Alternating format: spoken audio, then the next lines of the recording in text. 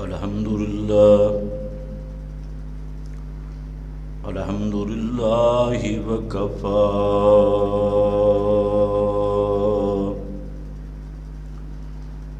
والصلاة والسلام علی سید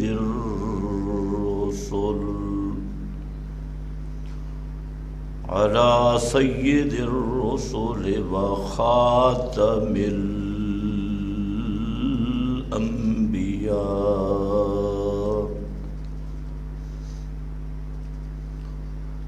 اما بعد فاعوذ باللہ من الشیطان الرجیم بسم اللہ الرحمن الرحیم وقال الکافرون ھذا ساحر کذاب اجعل الآلہۃ الہا واحدا ان ھذا لشیء عجاب سبحان ربک رب العزۃ عما یصفون وسلام علی المرسلین والحمد للہ رب العالمین۔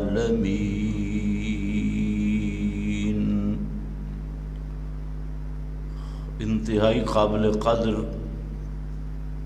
بزرگوں اور بھائیوں، ربیع الاول کا مہینہ شروع ہو چکا ہے، جس میں مختلف مکاتب فکر اور مختلف مسالک کے حامل حضرات اپنے اپنے انداز میں نبی مکرم صلی اللہ علیہ وسلم کو خراج عقیدت اور خراج تحسین پیش کرنے کی کوشش کرتے ہیں، اور اس مہینہ میں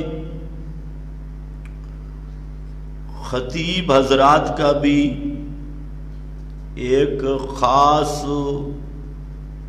سیزن ہوتا ہے، اور نعت خوان حضرات کے لیے بھی یہ مہینہ کافی خوشی کا مہینہ ہے۔ تو اس لحاظ سے ہر مکتبہ فکر اور ہر مسلک کا اپنا ایک انداز ہے، لیکن اس میں غور و فکر کا پہلو یہ ہے کہ نبی کریم صلی اللہ علیہ وسلم کے ساتھ حقیقی محبت اور حقیقی تعلق کا معیار کیا ہے، اس بات کو سمجھنے کی ضرورت ہے،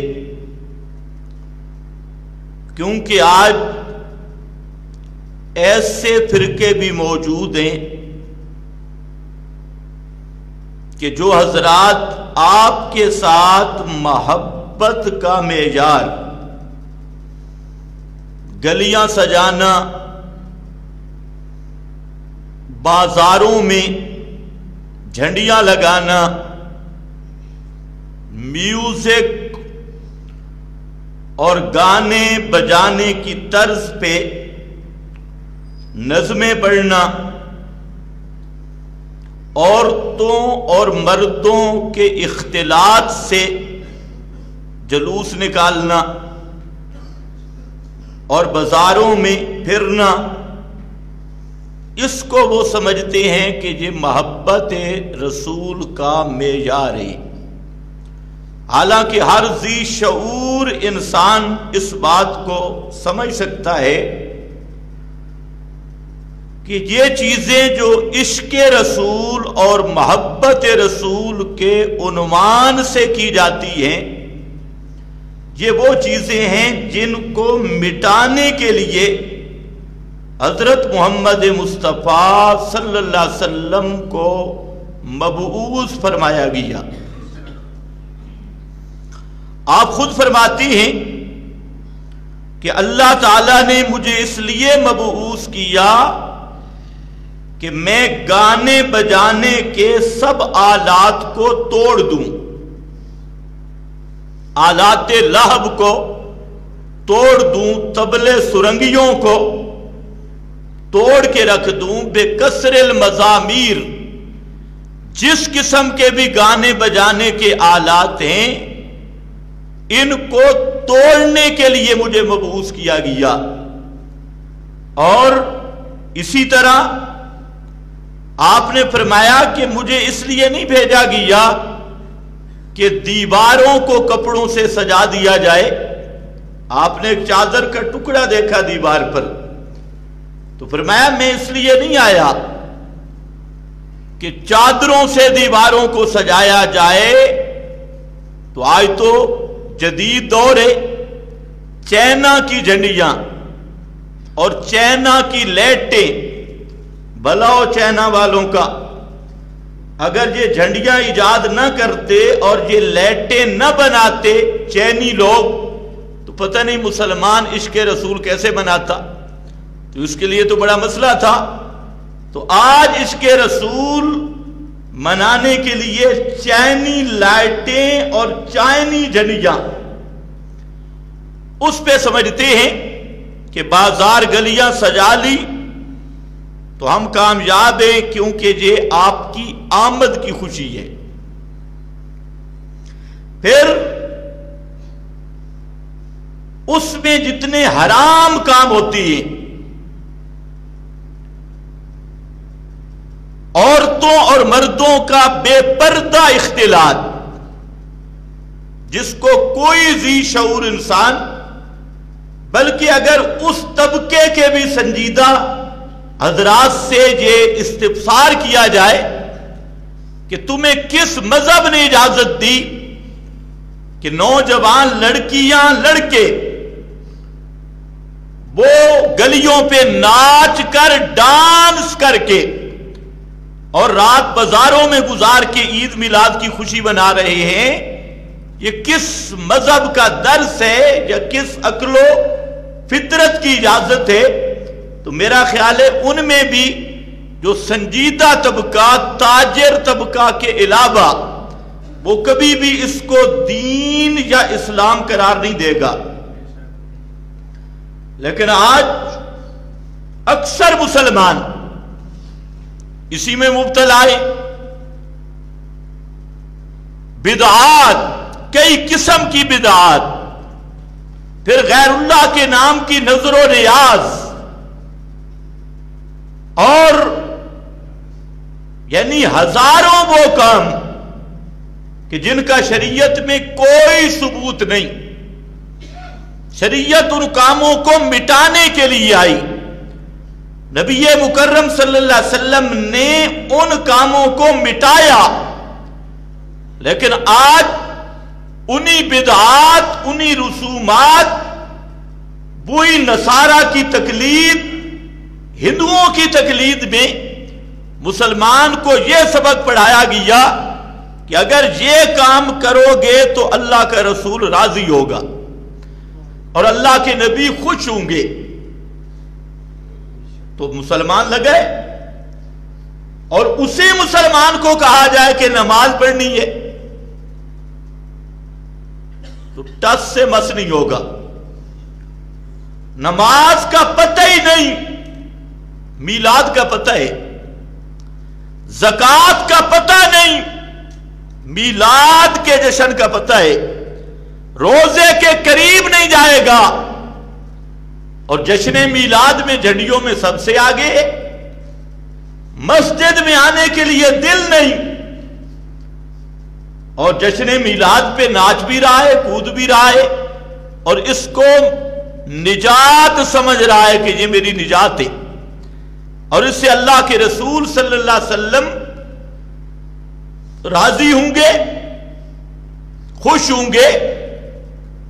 یا کچھ حضرات جھوٹی روایتیں پڑھ کر، جن کی کوئی اصل نہیں، سمجھتے ہیں کہ ہم نے عظمت رسول بیان کی ہے، شان رسول بیان کی، اور ساتھ ایک چپر بھی لگا دی کہ شان اور عظمت اور فضیلت بیان کرتے ہوئے اگر جھوٹ بھی بولے تو خیر صلی ہے، کوئی ایسی بات نہیں، جھوٹی روایتیں، موضوع روایتیں وہ ساری جمع کر دی، لیکن یہ نہیں سوچا کہ محبوب مکرم حضرت محمد مصطفیٰ صلی اللہ علیہ وسلم دنیا پہ تشریف لائے کیوں تھے، آپ کی آمد کا مقصد کیا تھا، آپ دنیا پہ تشریف لائے کیوں، آپ نے دنیا کو پیغام کیا دیا، اور آپ کی بعثت سے مقصود کیا تھا، تو اس کی طرف آج امت کی اکثریت سوچنے کے لیے بھی تیار نہیں، جانا تو دور کی بات، یہ مسئلہ بیان کرنا بھی بڑا مشکل ہے کہ بدعات و رسومات کی ماری ہوئی امت اور اوپر تھپکیاں دینے والے مذہبی ڈاکو ملا کی صورت میں اور مذہبی بروپیے فراڈی پیروں کی شکل میں وہ باقاعدہ فضائل گھڑ گھڑ کے، مسائل گھڑ گھڑ کے، عقلی تکے لگا لگا کے انہوں نے ایسی دیوار کھڑی کی کہ اب اس بیچارے کو قرآن کا مسئلہ سمجھانا ہی مشکل ہے، اور قرآن کی طرف اس کا آنا ہی مشکل ہے۔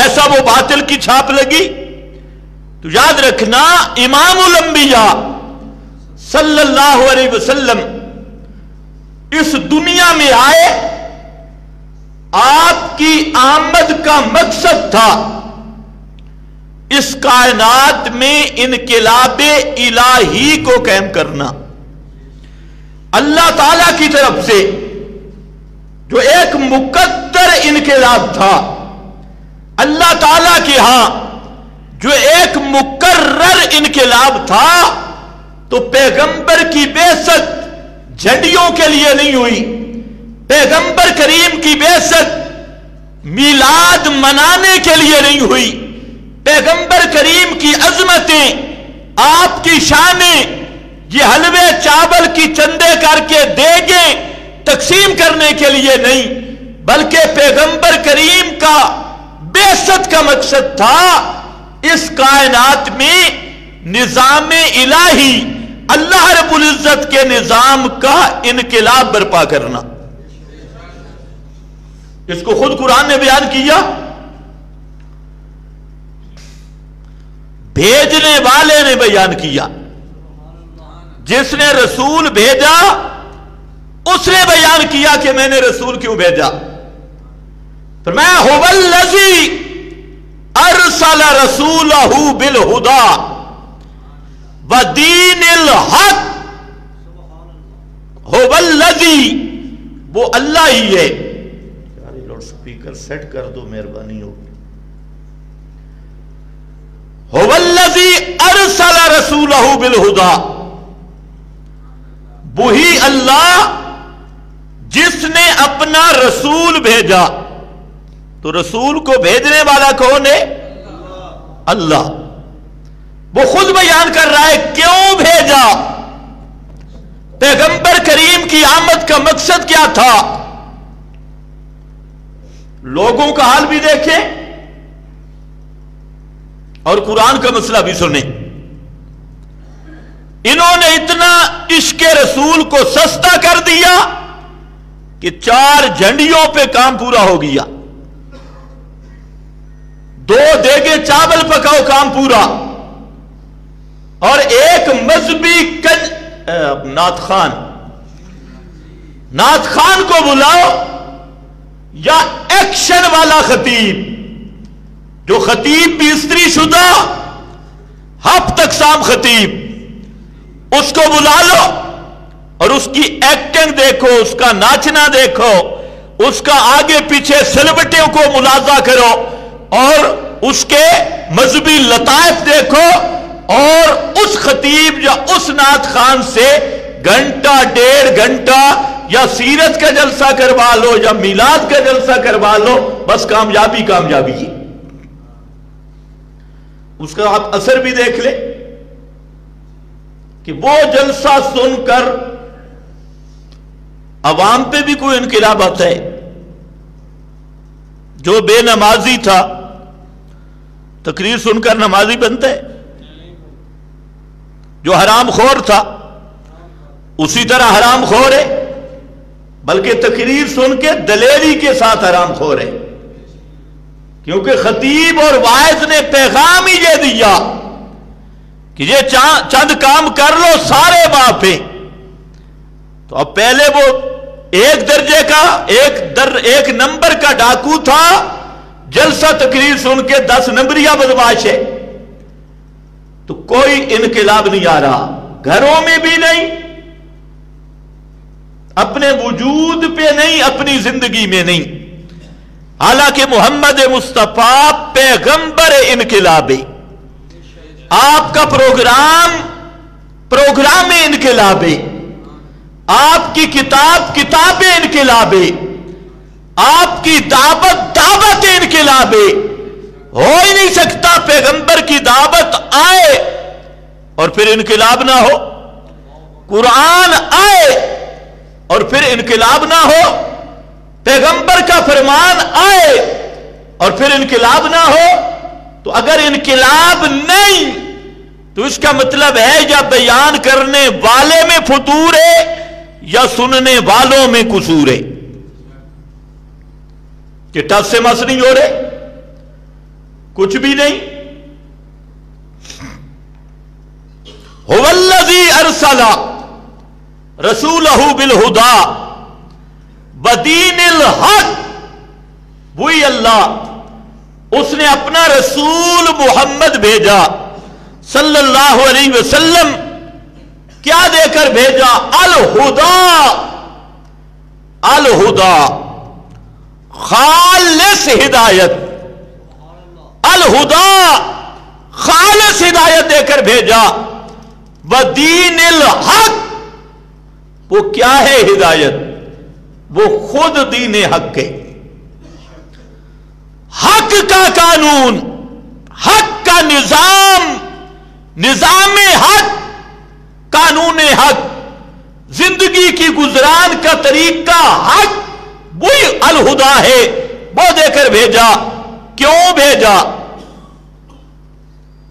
لِيُظْهِرَهُ عَلَى الدِّينِ كُلِّهِ، لِيُظْهِرَهُ، تاکہ وہ دین محمدی ہر نظام پہ غالب آ جائے، تاکہ قانون محمدی ہر قانون پہ غالب ہو، تاکہ پروگرام محمدی ہر پروگرام پر غالب ہو. لِيُظْهِرَهُ عَلَى الدِّينِ كُلِّهِ وَكَفَى بِاللَّهِ شَهِيدًا، اس بات کا گواہ اللہ کافی ہے.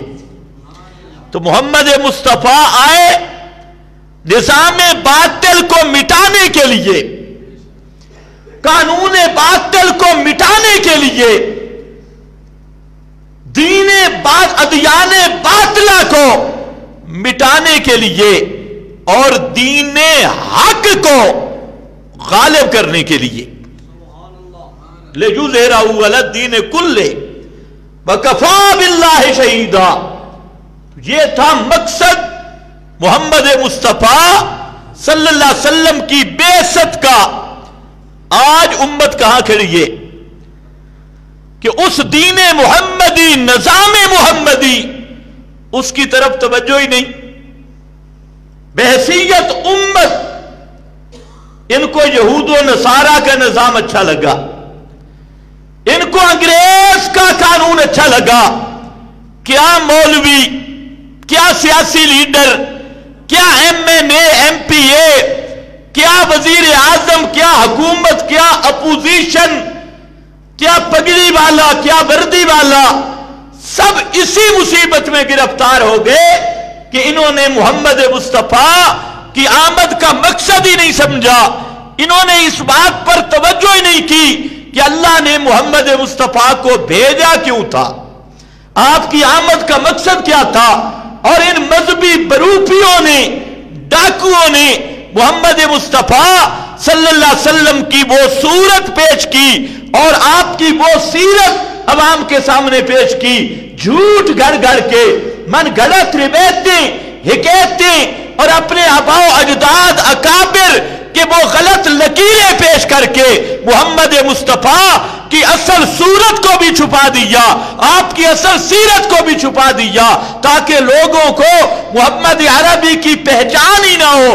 تو یہ سب اس بدعت کے ظلمات، رسم و رواج کے ظلمات اور جھوٹ، فریب و فراج کے ظلمات تھے کہ محمد مصطفیٰ کی اصل صورت بھی امت سے غائب ہو گئی اور اصل سیرت بھی امت سے غائب ہو گئی.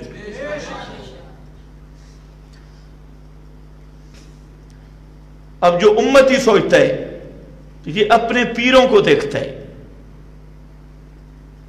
اور اس کے ذہن میں آپ کی وہ صورت، وہ نقشہ آتا ہے جو یہ مذہبی بروپیے ڈاکو پیروں نے حلیہ اختیار کیا.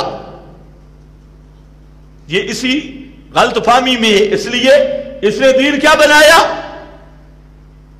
اچھا بھلا دیوبندی ہوگا، دیوبندی، اور ذکر جاری کی مجلسیں قائم ہیں، دعوت دی جا رہی ہے. اب لوگ بیچارے سمجھتے ہیں شاید نبی پاک صلی اللہ علیہ وسلم بھی یہ کام کرتے تھے. جب وہ فضائل بیان کرتا ہے، فضائل ذکر کے بیان کرے گا اور امت کو لگائے گا اپنی خاص بدعات پر، چنی ہوئی بدعات پر، حیات اپنی، شکل اپنی، صورت اپنی. تو انہوں نے سمجھا کہ شاید پیغمبر کریم بھی یہ ذکر کرتے تھے. اسی طرح میلاد 12 ربیع الاول، تو آج امت یہ سمجھنے لگی کہ رسول پاک صلی اللہ علیہ وسلم، صحابہ بھی یہ کرتے تھے. تو اب تو بعض ظالم خطیبوں نے یہ کہنا بھی شروع کر دیا، حالانکہ پہلے وہ مانتے تھے صحابہ نے نہیں کیا، آپ نے نہیں کیا، لیکن اب انہوں نے ڈنڈی مارنا یہ بھی شروع کر دی.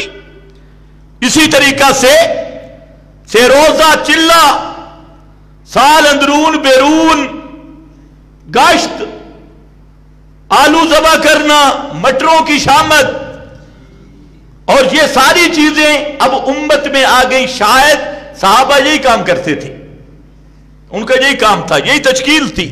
یعنی دین کا حلیہ مولوی نے بنایا اور ذمہ محمد مصطفیٰ کے لگایا، صحابہ کے ذمہ لگایا.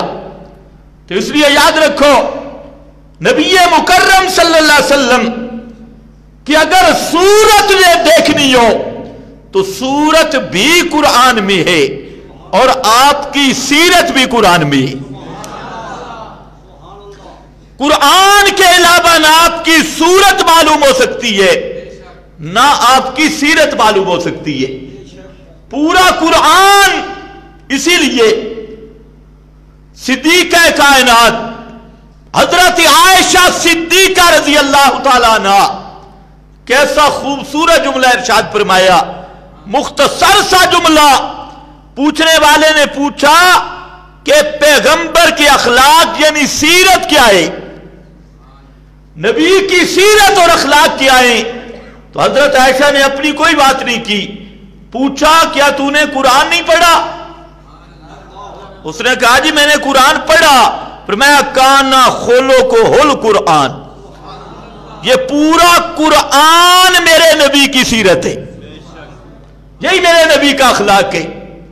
تو پیغمبر کی سیرت بھی قرآن میں محفوظ ہے، پیغمبر کی صورت بھی قرآن میں محفوظ ہے، اور پیغمبر کا پروگرام بھی قرآن ہی میں مذکور ہے۔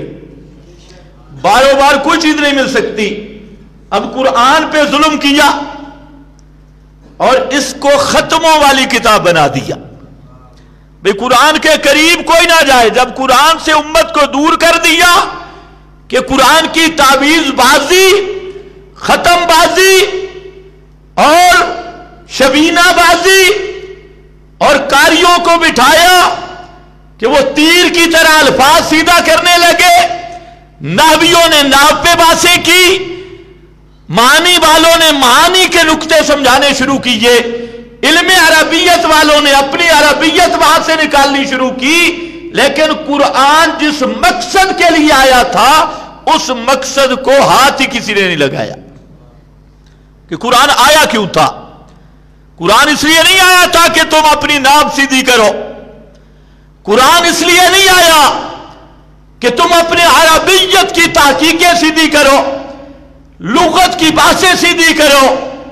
ملا اس میں لگ گیا، اور صوفی اس نے کیا کہا کہ ہمارا قرآن سے تعلق ہے صرف تلاوت تک، تلاوت کرتے جاؤ، اور تلاوت میں بھی آگے بدعتیں شامل کر دی۔ تو آج اس امر کی ضرورت ہے کہ محمد مصطفیٰ کا اصلی چہرہ بھی پیش کیا جائے، اور اصلی صورت اور اصلی سیرت اس کو پیش کیا جائے، تو اس کا ایک ہی ذریعہ ہے، وہ قرآن ہے۔ قرآن کے باروں بار نہ آپ کا چہرہ معلوم ہو سکتا ہے، نہ آپ کا کردار اور پروگرام معلوم ہو سکتا ہے۔ تو سب سے پہلی بات ذہن میں رکھ لو کہ محمد مصطفیٰ کی بعثت کیوں ہوئی تھی؟ لِيُظْهِرَهُ عَلَى الدِّينِ كُلِّهِ، لے کے کیا ہے؟ الہدا وَدِينِ الْحَقِّ، ہدا لے کے آئے، اور وہ ہدا کیا ہے؟ کیا ہدا ہے؟ فرمایا کہ شہر رمضان الذی انزل فیہ القرآن ھدی للناس، ھدی للناس، وہ سب کائنات کے لیے ہدایت نامہ، ہدایت کا ماخذ وہ قرآن مقدس ہے۔ اور فرمایا تبارک الذی نزل الفرقان، برکت دینے والی ذات وہ ہے جس نے فرقان کو نازل کیا۔ کیوں؟ لِيَكُونَ لِلْعَالَمِينَ نَذِيرًا، تاکہ وہ فرقان یا صاحب فرقان محمد مصطفیٰ وہ پوری کائنات کو آگاہ کرنے والا بنے۔ نذیرا کافۃ للناس، کافۃ للناس، سب کائنات کے لیے کافی پیغام دینے والا محمد مصطفیٰ۔ اور پیغام کیا؟ ان فی ھذا لبلاغا لقوم عابدین، لکفایۃ لقوم عابدین۔ فرمایا اس کائنات کے لیے ہادی بنا کے بھیجا، اور کیسا ہادی؟ کافۃ للناس، وہ محمد مصطفیٰ وہ سب کائنات کے لیے ہادی ہونے کے اعتبار سے، بشیر ہونے کے اعتبار سے، نذیر ہونے کے اعتبار سے، نبی ہونے کے اعتبار سے، رسول ہونے کے اعتبار سے سب کائنات کے لیے کافی ہے۔ آپ کے بعد نبوت کا سلسلہ ہی منقطع کر دیا۔ کافۃ للناس، آپ کے بعد اب کسی اور ہادی کی ضرورت نہیں ہے۔ اور جب آپ کی سنت ہے تو تمہیں ہمارے اکابر تو جو نہیں کرتے تھے، ہمارے بزرگ تو جو نہیں کرتے تھے، وہ رضا خانی بدعتیں کرے، اس نے کوڈ بنایا بدعت حسنہ معمولات اہل سنت، اور یہ ایک ایسا بورڈ ہے معمولات اہل سنت بدعت حسنہ کہ لکڑ ہضم پتھر ہضم، جو کائنات کی مرضی بدعت کرو اوپر بورڈ لگا ہے جی اہل سنت کے معمولات، یہ ہیں کیا کہ بدعت حسن ہے، سونی بدعت، خائستہ بدعت، ہاں بڑی سونی بدعت، خوبصورت بدعت، اور ہے بدعت اور ہے معمولات اہل سنت. واہ واہ. اور آپ کا دیوبندی بدعت کرے، یہ کیا کہتے ہیں؟ ہمارے اکابر کا طریق ہے. کرتا بے ایمان بدعت ہے اور کہتے ہیں اکابر کا طریقہ ہے. اور اب آپ میں بدعتیں شروع ہوئی تو آپ کیا؟ ہمارے مشائخ کا یہ طریقہ ہے، ہمارے بزرگوں کا یہ طریقہ ہے. ابا جی کرتے تھے، دادا جی کرتے تھے، تے نانا جی کرتے تھے. ادھر معمولات اہل سنت، اس کے آگے اکابر دیوبند وہ کرتے تھے، اور تم کہتے ہو ابا جی تے نانا جی تے دادا جی تے میرا فلانا جی فلانا جی. خبردار، ما ارسلناک الا کافۃ للناس. محمد مصطفیٰ کے ہوتے ہوئے کسی اور ہادی کی ضرورت. کافۃ للناس نذیرا، کافۃ للناس، سب کائنات کے لیے کافی. اگر تیرے معمولات چل سکتے ہوتے، اگر تیرے اکابر کا سکہ یہ چل سکتا ہوتا، اگر تیرا ابا جی نانا جی اور دادا جی کا دین یہ چل سکتا ہوتا تو پھر محمد مصطفیٰ کو بھیجنے کا مقصد ہی کوئی نہیں ہے. پھر کافۃ للناس کا کیا معنی؟ اور قرآن آیا ان فی ھذا لبلاغا لقوم عابدین. اللہ نے فرمایا کہ مباہدوں کے لیے قرآن کافی ہے. لبلاغا لکفایتا، سب مفسرین نے معنی کیا. اور لقوم عابدین، جو سچے اللہ کی عبادت کرنے والے رلا نہیں کرتے، ان سب کے لیے قرآن نصاب کافی ہے. اور محمد مصطفیٰ یہ اس قرآن کا ہادی اور بیان کرنے والا کافی ہے. کیا خیال ہے؟ اب کسی کے نانے کی جہاں گنجائش ہے، جہاں ابے جی کی، جب بزرگ اکابرین کی، سوچ لو. یہی تو ہمارا قصور ہے. سب مولویوں کے پیٹ میں درد ہے، سب مولویوں کے پیٹ میں درد ہے، لیکن یہ نہیں سمجھ سکتے کہ اشاعت التوحید ایک نظریاتی جماعت ہے، عقائد کی جماعت ہے، اور جنہوں نے کتاب و سنت سے عقیدہ لیا وہ نہ تیرے ابے جی سے مرعوب ہے نہ نانے جی سے مرعوب ہے. انہیں پتہ ہے کہ نصاب کتاب اللہ ہے اور ہادی محمد الرسول اللہ ہے صلی اللہ علیہ وسلم. کافۃ للناس ان فی ھذا لبلاغا لقوم عابدین. تو آپ کا جو اصل پروگرام تھا وہ کیا تھا؟ انقلاب. کیا فضل الرحمان والا انقلاب نہیں، زرداری والا انقلاب نہیں، عمران خانی انقلاب نہیں، وردی والا انقلاب نہیں. وہ انقلاب الہی هو الذی ارسل رسولہ بالہدی ودین الحق لیظہرہ علی الدین کلہ. سب قانون نیچے ہو جائیں اور اللہ کا نظام اونچا ہو جائے. سب قانون نیچے چلے جائیں اور اللہ کا قانون سب پہ لیظہرہ ایسا غالب ہو جائے کہ باقی قانون دنیا سے مٹ کے رہ جائے. اور یہ انقلاب آیا،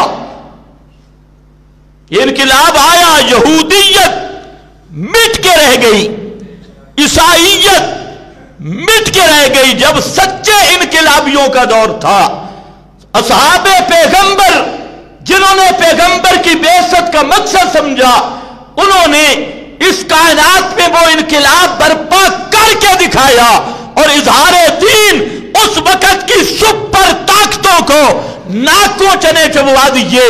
और उस वक्त के जो अपने आप को बड़े बड़े सुपर पावर कहते थे और ये उनका दावा था, चाहे वो ईरान की शक्ल में थे, चाहे वो रूम की शक्ल में थे, चाहे मजूस की शक्ल में थे, चाहे वो ईसाइयत की शक्ल में थे, चाहे यहूदियत की शक्ल में थे, असहाबे पैगंबर का वो इनकलाब आया कि सारे अदियान नीचे हो गए और इस्लाम ऊंचा हो गया।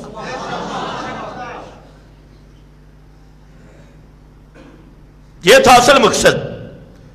इसलिए सहाबा ने झंडियां नहीं लगाई, मीलादें नहीं मनाई, से रोजे नहीं लगाए, चिल्ले नहीं लगाए और सारी झंडियों से मिसवाक नहीं काटे और लोटे छोटे वाले ये प्रोग्राम नहीं थे। वो आए, कलमा मोहम्मद मुस्तफा का पढ़ा और तलवार उठा के मैदान में निकले। वो जिहाद था। और मोहम्मदी इनकलाब बगैर जिहाद के आ सकते ही नहीं। सफाई होती है काटने से, ऐसे सफाई किसी चीज की भी नहीं हो सकती। इसलिए अल्लाह के महबूब ने फरमाया अल जिहाद ज़रबतुल इस्लाम, जिहाद इस्लाम का कुहान है, यानी इस्लाम की इज्जत जिहाद के साथ है, गलबा जिहाद के साथ है। और अपनी सूरत पेश की बुइस्तो बिस्सैफ, बुइस्तो बिस्सैफ, मुझे तलवार देकर भेजा गया। क्या देकर भेजा गया? बुइस्तो बिस्सैफ। और आपका सूरत है नबी युसैफ, नबी युसैफ, तलवार वाला नबी। कुछ लोग कहते हैं अखलाक के खिलाफ है, और तेरे अखलाक कहां गए? और शुरू कहां से कर? कातिलू अइम्मतल कुफ्र, अइम्मतल कुफ्र। सबसे पहले इब्तिदा कर तलवार की कुफ्र के सरगनों से, बड़े बड़े लीडर काफिरों के और बड़े बड़े इमाम काफिरों के, आइम्मतुल मुशरिकीन। कातिलू आइम्मतल कुफ्र। ओ वापस आ जा। मैंने कहा कि पैगंबर की आमद का मकसद क्या था? इनकिलाब इलाही।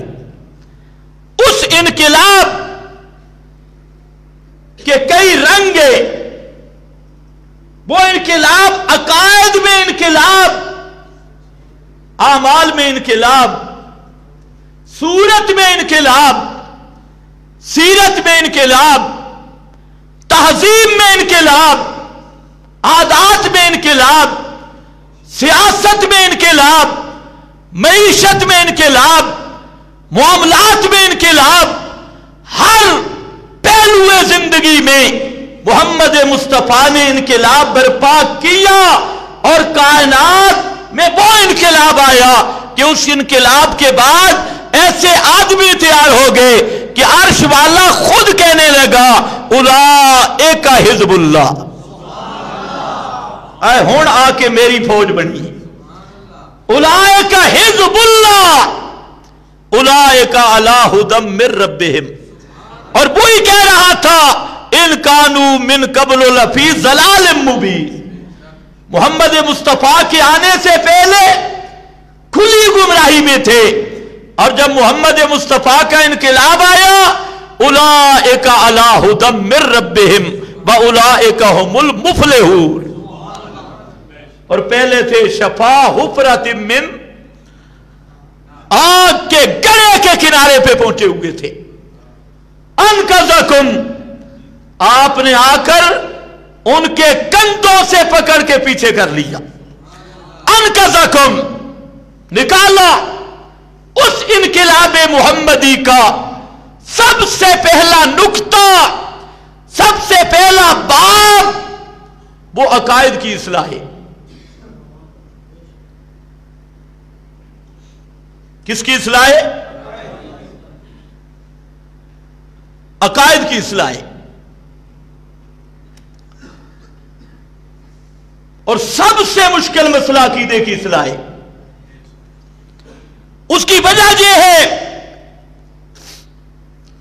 کہ عقیدے کی مثال ہے درخت کی جڑ کی. اگر درخت کی جڑ کٹ جائے تو درخت کی رونق باقی رہے گی؟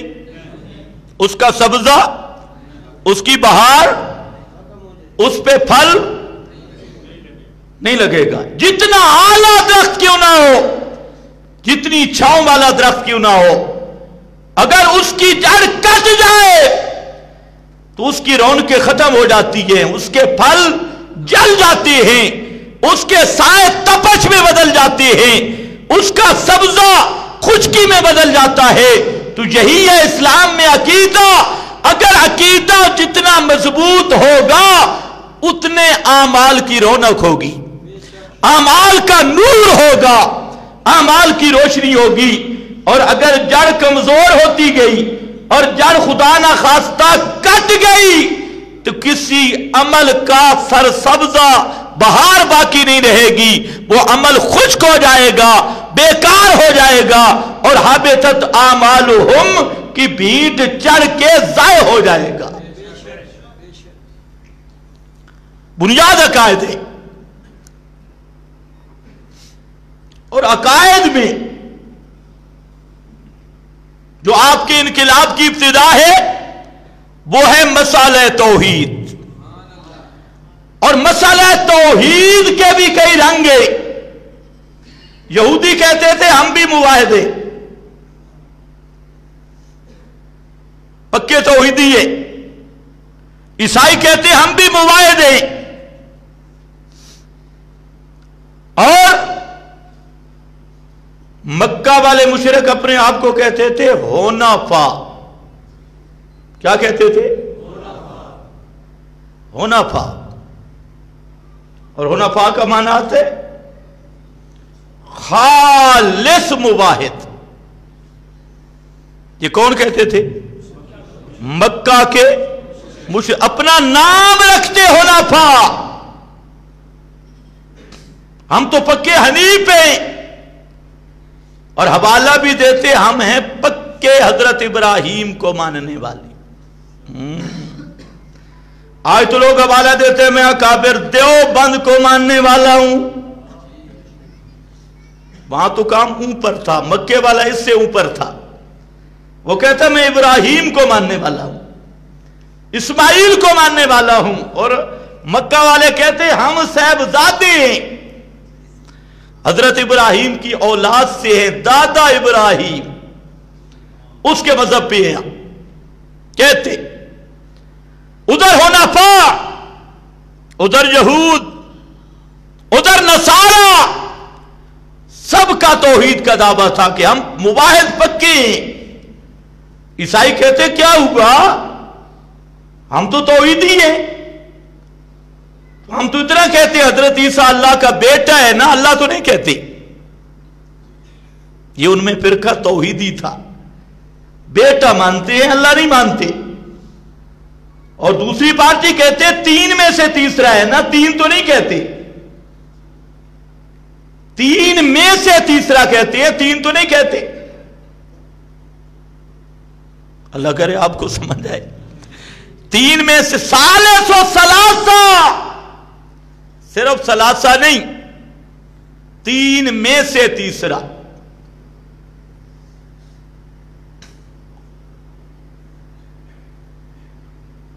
باقی ہم تو پکے موحد ہیں.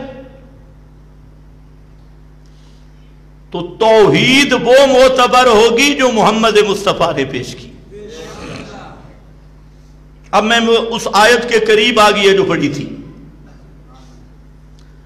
توحید ہوگی، اپنی مرضی کی توحید نہیں، اپنی خواہش کی توحید نہیں، اور وہ محمدی توحید وہ شروع ہوتی ہے لا الہ الا اللہ سے۔ کس سے شروع ہوتی ہے؟ لا الہ، یہ ہے محمدی دعوت، محمدی توحید۔ لا الہ الا اللہ سے یہ پہلا انقلاب تھا۔ اس انقلاب کی دعوت 13 سال مکہ میں ہوئی، 13 سال، جس انقلاب کی پہلی سیڑھی تھی لا الہ الا اللہ۔ یہ اس نظم کی بنیاد ہے، نظام محمدی کا پہلا نقطہ ہے، قانون محمدی کا پہلا نقطہ ہے لا الہ الا اللہ۔ اور جتنے جھگڑے ہوئے اسی نقطہ پہ ہوئے اور اسی نقطہ پر ہو رہے ہیں آج بھی۔ تو نظام محمدی کی یہ بنیاد ہے، معمولی مسئلہ نہیں۔ یہ الگ بات ہے کہ آپ اجمی ہیں، آپ کو جہاں پر بھی صوفی نظر آئے گا وہ کہے گا ذکر کرو ذکر، اور ذکر کیا ہوگا؟ کلمے کو بھی توڑے گا۔ لفظ اللہ کے 3 حصے کر دیے، بے ایمانہ پورا کلمہ تو رہنے دے، یا ال ال ال ال، یہ ذکر ہو رہا ہے۔ لفظ اللہ کے 3 حصے کر کے کلمے کو توڑا، الا اللہ، ال ال ال ال، لوگ خوش ہیں، یہ ذکر کر رہا ہے۔ یہ ذکر نہیں، یہ ابلیس کی دعوت کو قبول کرنا ہے۔ کلمے کو توڑنا، سید محمود آلوسی رحمت اللہ علیہ نے زبردست بات کی۔ اس نے تو کہا کہ اللہ اللہ اللہ کرنا بھی ذکر نہیں ہے، جب تک ایسا جملہ نہ ہو جو کامل بامانہ جملہ بنتا ہے، مرکب مفید، جب تک نہیں بنے گا وہ ذکر نہیں کہلائے گا۔ تو لفظ اللہ مفرد ہے، تو اللہ اللہ اللہ کہنا بھی علامہ آلوسی کہتے ہیں یہ بطور ذکر کے نہیں کہا جا سکتا، پورا جملہ ہوگا تب ذکر بنے گا۔ اور انہوں نے لفظ اللہ کے بھی 3 ٹکڑے کیے، اور جو قرآن نے ذکر کیا اس کے قریب نہیں آئیں گے۔ حالانکہ اسی دعوت سے پہلے اللہ نے فرمایا بل قرآن ذکر، بل قرآن ذکر، قرآن ہے ہی ذکر والا۔ قرآن کو یہ ذکر نہیں سمجھتے، نہ قرآن سیکھنا ان کے نزدیک ذکر ہے، نہ پڑھنا ذکر ہے۔ حالانکہ قرآن کو سمجھنا اس سے بڑا ذکر کائنات میں کوئی نہیں ہے۔ سب سے بڑا ذکر ہے قرآن کو پڑھنا، سمجھنا۔ آج کل تو ذاکر کس کو کہتے ہیں؟ جو دوڑے مائیے ٹپے پڑے، گانا گائے کربلا کا، وہ ذاکر ہے۔ حالانکہ وہ ذاکر نہیں، وہ کافر ہے۔ لفظ بدل گیا، نہیں یہ ذاکر ہے جی، وہ ذاکر صاحب، اور ادھر ہے یہ ذاکر ہے، ادھر وہ ذاکر ہے۔ تو اصل ذکر کیا ہے؟ بل قرآن ذکر، ذکر، انا نحن نزلنا الذکر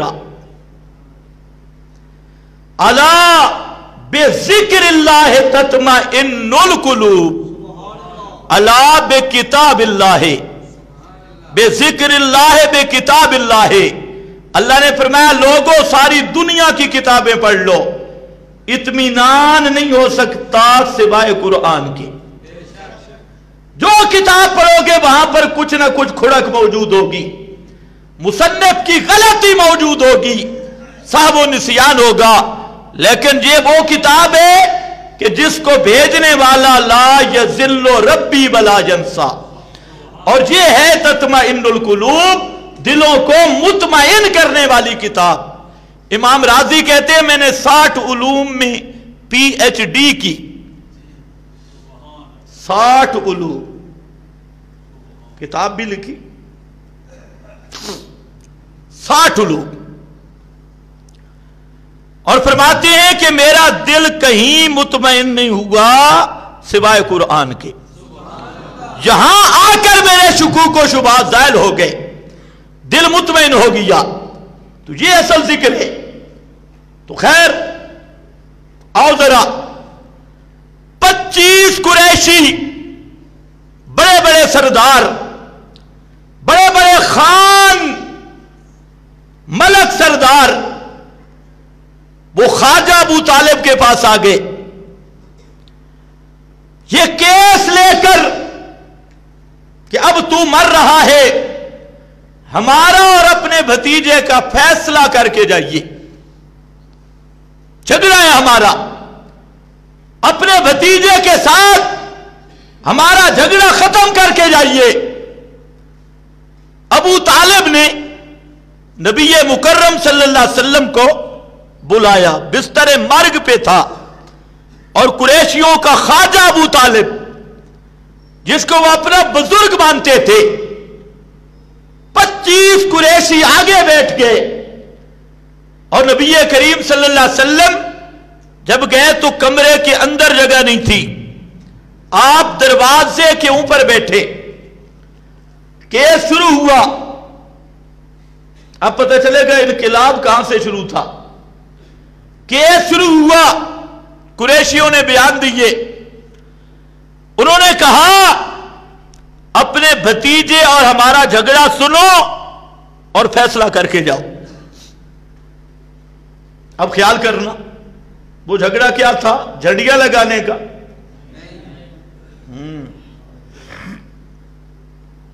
گلیاں سجانے کا, میلاد کے جلوس کا کوئی جھگڑا تھا, یا حلوہ پکانے کا, چاولوں کی دیگاں 2 پکانی ہیں یا 3, مسواک کا جھگڑا تھا, استنجے طہارت کا جھگڑا تھا کہ قریشی استنجا نہیں کرتے تھے اور آپ کہتے ہوں آپ استنجا کریں. کس چیز کا جھگڑا تھا؟ ذکر جاری کی مجلسوں کا جھگڑا تھا. سوچو اب آئے گی بات, وہ جھگڑا کیا تھا؟ قریشیوں نے کہا, اپنے بیان دیے ابو طالب کے سامنے کہ آپ کے بھتیجے میں 3 زیادتیاں کرتا ہے. کتنی؟ 3 عیبیں, 3 زیادتیاں ہیں. پہلا یکفر آباءنا, طبرانی نے بھی نقل کیا اور سب مفسرین نے اس آیت کے تحت یکفر آباءنا, پہلی یہ غلطی یہ کرتا ہے کہ ہمارے سب اکابر کو کافر کہتا ہے. اگر اس کا مسئلہ مانے تو پھر تو بچتا کوئی بھی, سارے کافر, کیونکہ اجرا وہ خود کر لیتے تھے, اجرا کے قابل تھے. جیسے آج مسئلہ بیان کیا جائے تو کئی بے ایمان کہتے ہیں اگر تمہارا مسئلہ مانے نا پھر تو شیخ القرآن بھی نہیں بچتا, فلانا بھی نہیں پیدا. میں کہ باقی تو ابو جہل ہے. ابو جہل نے بھی یہی کی کہا تھا یکفر آباءنا, ہمارے اکابر کی تکفیر کرتا ہے, کافر کہتا ہے. پہلا. دوسرا نقطہ یفرق بین اخواننا, اس نے گھر گھر لڑائی شروع کرا دی ہے. توڑ پیدا کرتا ہے, توڑ, جوڑ یا باجوڑ. وہ کہتے ہیں یہ باجوڑ نہیں, یہ بے جوڑ, توڑ پیدا کر رہا ہے. جس نے جب سے مسئلہ شروع کیا گھر گھر میں لڑائی ہے.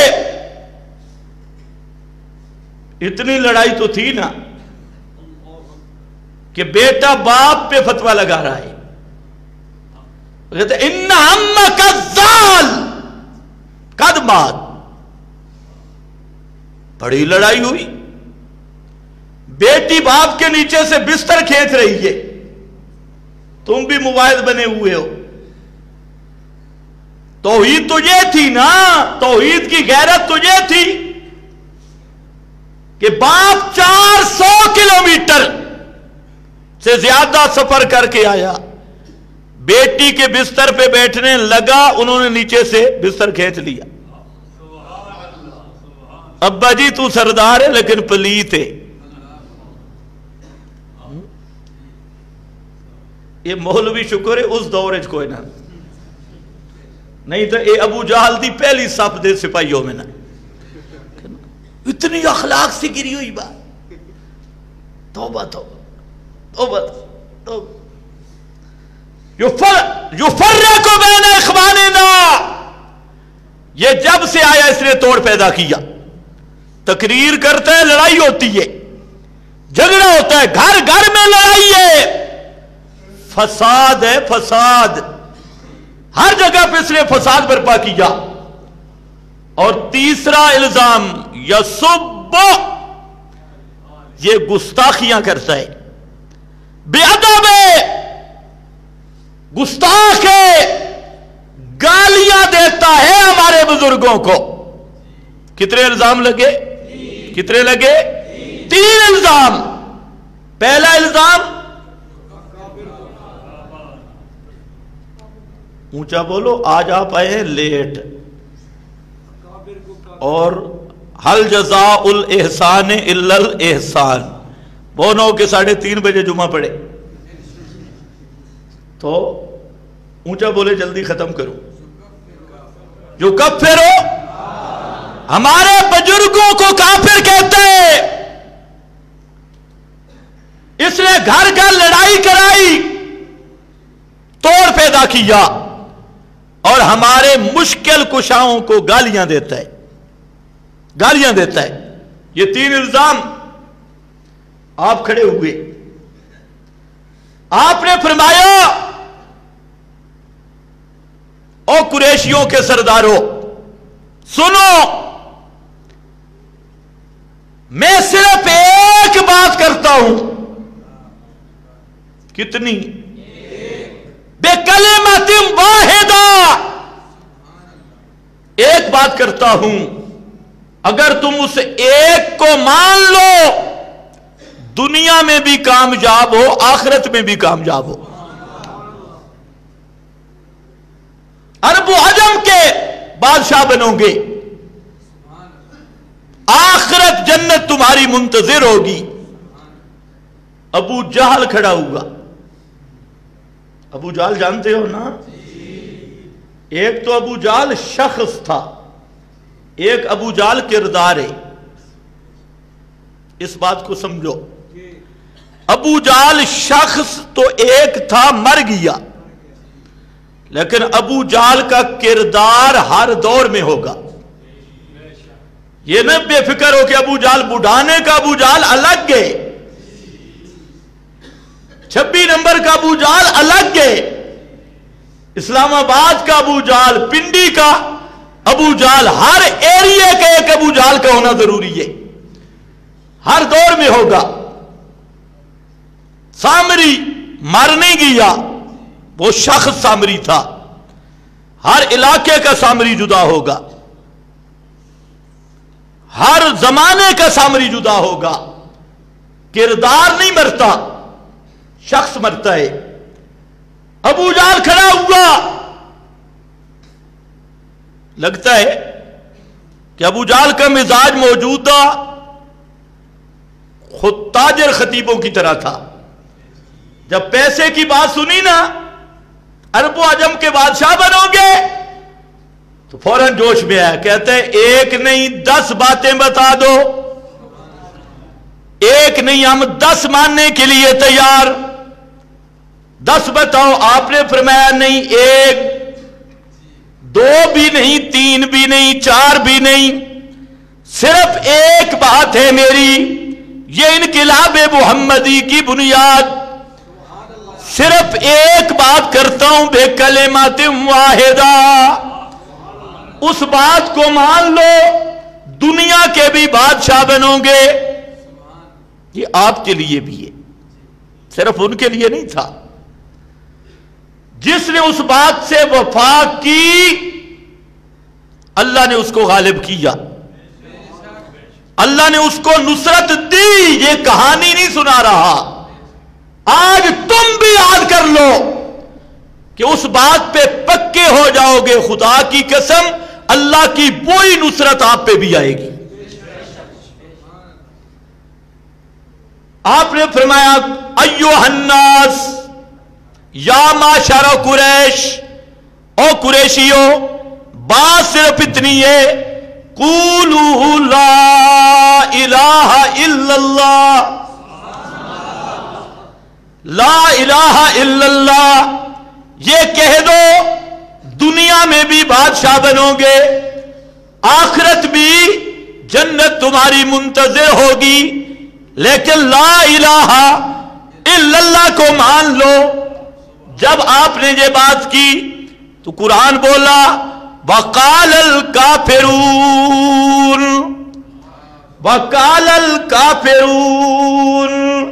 قرآن نے کیا کہا؟ کس نے کہا؟ کس نے کہا؟ ہاں، کافر کو کافر نہیں کہنا چاہیے. اللہ بھی ٹھوک کے فتویٰ لائے. قال الکافرون، کافروں نے کہا ھذا ساحر کذاب. دو فتوے لگائے، ھذا ساحر کذاب، یہ جادوگر ہے، کذاب بہت بڑا جھوٹا. اور پہلے کیا کہہ رہے تھے؟ صادق، امین، سچا، امانت دار. اور جب مسئلہ توحید آیا تو کہتے ہیں ساحر کذاب. کیوں دو فتوے لگا دیے؟ فرمایا اجعل الآلہۃ الہا واحدا، اجعل الآلہۃ الہا واحدا. اس نے سارے دربار ختم کر دیے. سارے دربار ختم. اجعل الآلہۃ الہا واحدا، سارے الہوں کی بجائے اس نے کہا الہ ایک ہے، ایک الہ ہے، ایک مشکل کشا ہے. اجعل الآلہۃ الہا واحدا ان ھذا لشیء عجاب، ان ھذا لشیء عجاب. یہ چیز عجاب، عجیب بھی نہیں، عجاب بڑی تعجب والی ہے. یہ جی انوکھی چیز، اوپری چیز، قابل تعجب چیز آج تک ہم نے نہیں سنی. یہ کیسے ہو سکتا ہے کہ ہم جن کو پکارتے ہیں وہ ہماری پکار سنے بھی نہیں، سفارش کرے بھی نہیں. یہ چیز کیا ہے؟ عجاب. بولو کیا ہے؟ عجیب بھی نہیں، عجاب، بہت بڑی، قابل تعجب، بہت بڑی تعجب والی. اس سے بڑھ کے حیرانگی والی بات کوئی نہیں ہو سکتی. ان ھذا لشیء عجاب.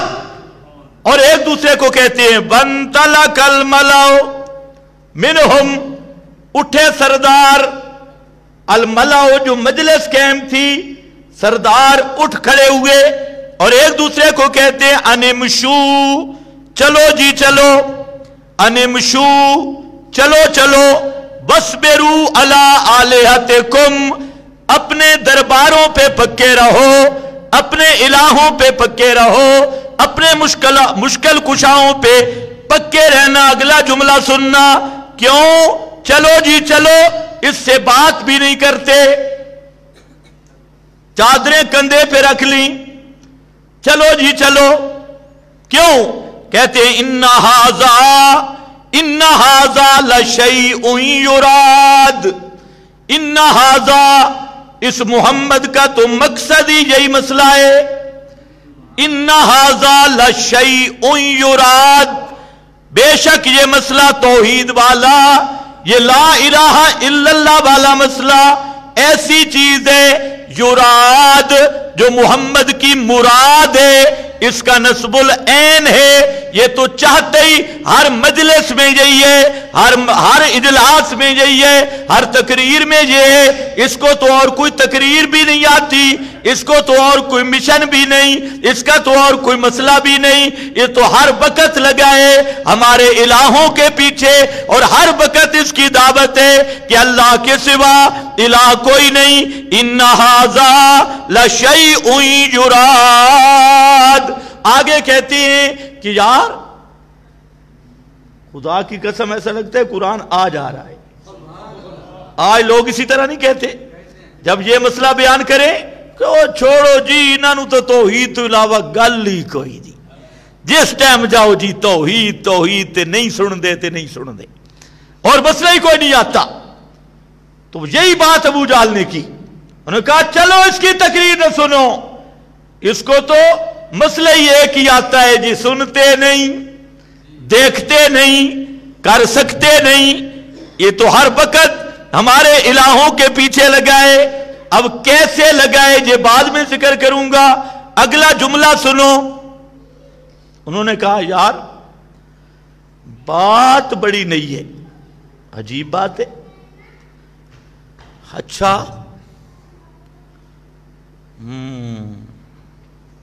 ادھر بنو قریظہ میں بھی مولوی ہیں، بنو نذیر میں بھی علماء ہیں، شام میں بڑے بڑے علماء اور پیران حضرات ہیں، ایک دوسرے کو کہنے لگے، اور پہلے بھی بڑے علماء گزرے، اب بھی بڑے علماء ہیں، اور یہ جو محمد کا مسئلہ ہے یہ نہ ماننا، کیوں؟ ما سمعنا بہذا، ما سمعنا بہذا فی الملت الاخرہ۔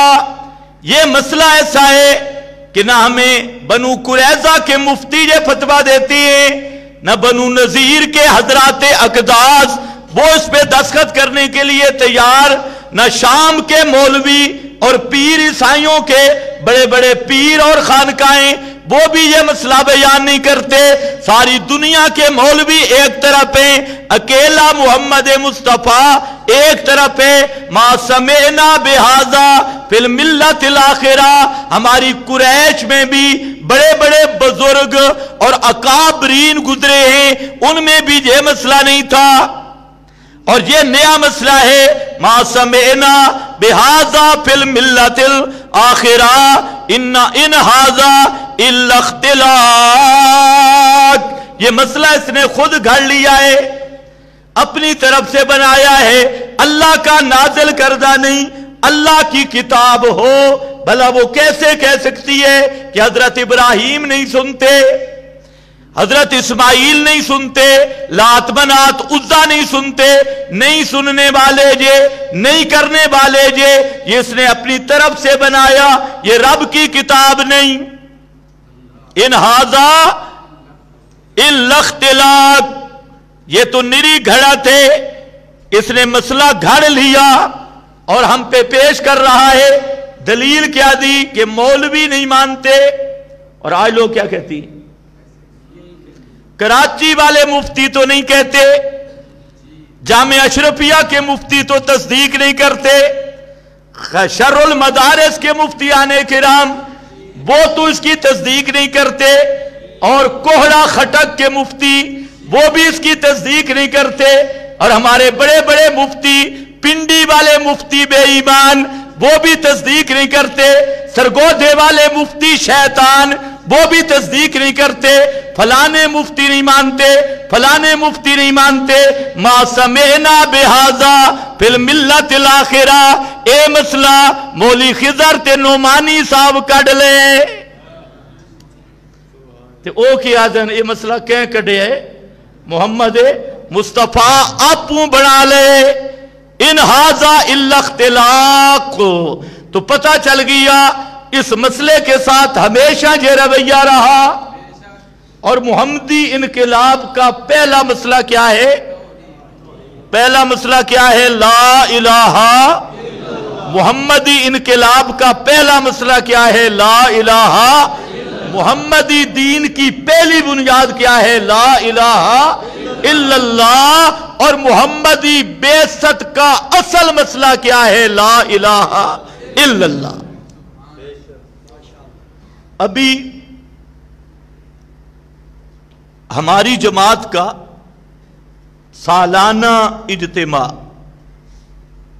पंजपीर में कल से शुरू हो चुका है और काफी साथी वहां पहुंच भी चुके हैं। तो आपसे भी यही गुजारिश है कि आप भी वक़्त निकालें और पंजपीर में से रोजा लगाएं। क्या लगाएं? से रोजा। ये वो से रोजा होगा जिसमें किताब व सुन्नत सुने, तौहीद व सुन्नत पैगंबर का मिशन सुने, आलूओं मटरों की फजीलत नहीं, झूठी रिवायतें नहीं, हजरत साहब फरमाया नहीं, शेखुल हदीस साहब फरमाया नहीं, काल अल्लाह व काल रसूलुल्लाह सल्लल्लाहु अलैहि वसल्लम। तो आप सब साथियों से गुजारिश है कि आज ही तैयारी कर लें। आज इंशाअल्लाह मैं भी जा रहा हूं, तो रात को भी तकरीबन 10 साढ़े 10 बजे मैं बयान करूंगा वहां। तो कोशिश मेरी भी ये है कि 3 दिन वहां गुजारूं ताकि मौलवी भी मसला बयान करते रहे। तो इंशाअल्लाह कोशिश यही होगी। तो आपसे भी गुजारिश है कि आप भी सब हजरात वहां इज्तिमा में जाएं, अपने मराकज़, अपने मिशन, अपने जमात के साथ। ये भी एक तामुन का जरिया है कि आप जाएं और अहले तौहीद की मजमा उसके कम अज कम बढ़ने का सबब बन जाए, तौहीदियों के रोब का आप हिस्सा भी बन जाएं।